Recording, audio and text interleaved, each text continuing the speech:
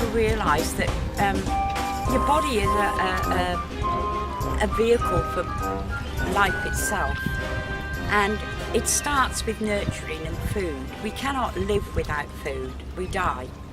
So naturally you do have to have a vehicle in your mouth that is capable of chewing the food for a start, because that's where digestion starts from.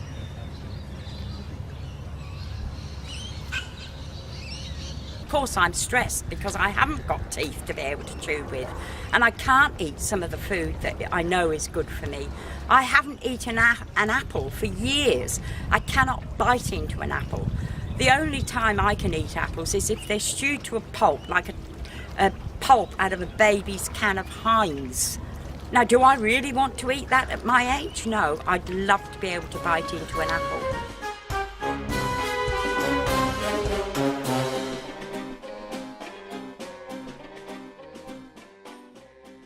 Well, that's the funny part about it. They didn't tell me anything about the medication. They just gave me it and they told me it would make me feel better. Better? Yes. Maybe. But with that came all these side effects which I did not know about. Blurred vision, my teeth gradually disintegrated, and it is a well-known fact because I've actually been online, now I'm empowered, to have a look to see what these medications actually do to you, and I'm astounded. No wonder I've got no teeth.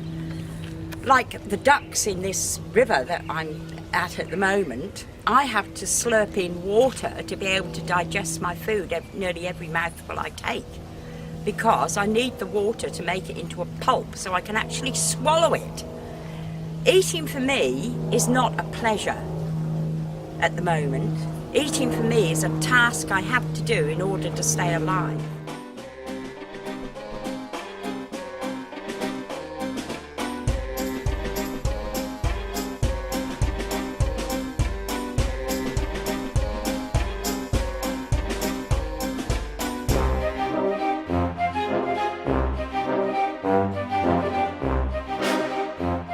People have said to me, how about the $4,000 dental scheme? Well, it's like this. The reality is that unless you have a psychiatrist or you've got 3 or 4 health problems and you're seeing different services, you can't get it. Because I am recovered, or whatever that might mean to people, because I hold down a part-time job, because I still have a mental illness, I still take medication for it, I still get, in fact I get very depressed over my teeth, but I'm not entitled to it. So there's major gaps for people like myself who cannot afford dental treatment. I would love to be able to go to a private dentist at this very moment, but it is beyond me.